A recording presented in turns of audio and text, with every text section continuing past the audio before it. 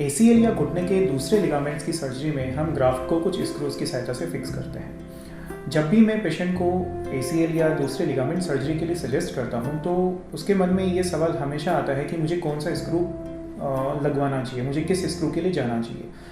और ये ऐसा इसलिए, और ये सवाल महत्वपूर्ण इसलिए है क्योंकि स्क्रूज की प्राइस में बहुत डिफरेंस है। जैसे कि हम बात करते हैं मेटल स्क्रू और बायो स्क्रू, तो मेटल स्क्रू बायो स्क्रू से 10 गुना सस्ता है। तो कौन सा स्क्रू आपके लिए बेहतर है, किसके क्या फ़ायदे और नुकसान हैं, इसके बारे में आज हम बात करेंगे।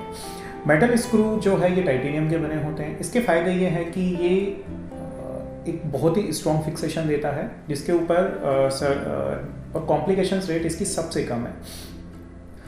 इसके नुकसान, मेटल स्क्रू के नुकसान की हम बात करें तो इसके साथ यदि आपको दोबारा चोट लग जाए और आपका ग्राफ्ट टूट जाए तो रिवीजन सर्जरी मेटल स्क्रू के साथ मुश्किल होती है क्योंकि इसको पूरा निकालना पड़ता है। ये घुलते नहीं हैं, हमेशा आपके शरीर में ये घुटने के अराउंड रहेंगे जब तक कि हम इनको निकालें नहीं। और इनके साथ ये MRI फ्रेंडली स्क्रू नहीं है। जब भी हम MRI कराते हैं तो इनकी वजह से MRI में आर्टिफैक्ट्स आते हैं। मेटल स्क्रू का सबसे बड़ा फ़ायदा है ये बहुत सस्ता होता है और स्ट्रॉन्ग फिक्सेशन देता है। अब हम बात करते हैं बायो स्क्रू की। बायो स्क्रू PLA या PGA के बने होते हैं। इसका सबसे बड़ा फ़ायदा ये है कि ये डिसॉल्वेबल स्क्रूज होते हैं। ये 5 से 6 साल में अपने आप घुल जाते हैं।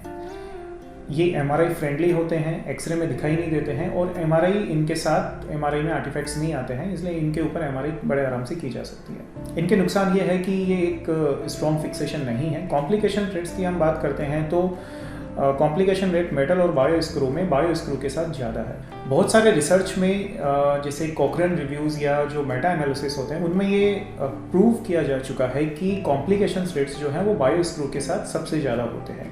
कॉम्प्लिकेशन रेट की मैं बात करूँ तो failure rate, implant failure rate, क्योंकि स्क्रू ब्रेकेज रेट, क्योंकि ये बहुत स्ट्रॉन्ग मटेरियल नहीं है तो ये टूट जाता है। तो सर्जरी के दौरान screw breakage rate, screw failure rate या रिएक्शन, स्क्रू के अराउंड जो रिएक्शंस होती है जिससे कि स्क्रू जिस टनल में फिक्स किए जाते हैं उसकी वाइडनिंग हो जाती है, तो टनल वाइडनिंग रेट, ये सभी कॉम्प्लिकेशंस बायो स्क्रू के साथ ज़्यादा होती है, मेटल स्क्रू के साथ कम होती है।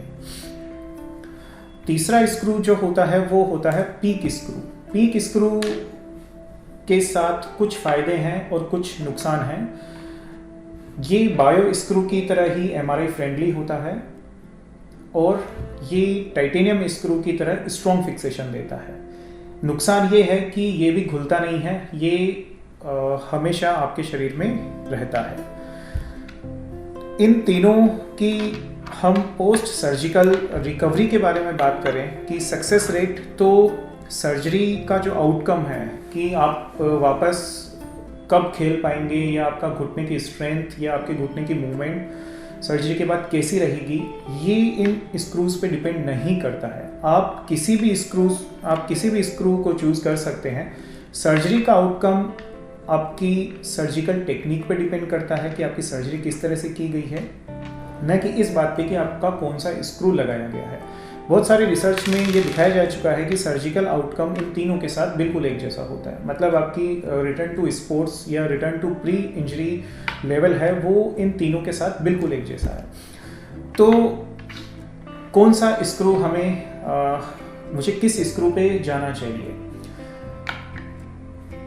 जो स्क्रू आप अफोर्ड कर सकते हैं आप उसको चूज़ कर सकते हैं। इसके साथ आपकी सर्जरी की कॉस्ट कम रहेगी। बायो स्क्रू के साथ आपकी सर्जरी की कॉस्ट बढ़ जाएगी। बायो स्क्रू घुल जाते हैं लेकिन 5 या 6 साल लेते हैं। घुलने के कोई एक्स्ट्रा एडवांटेजेस नहीं होते हैं।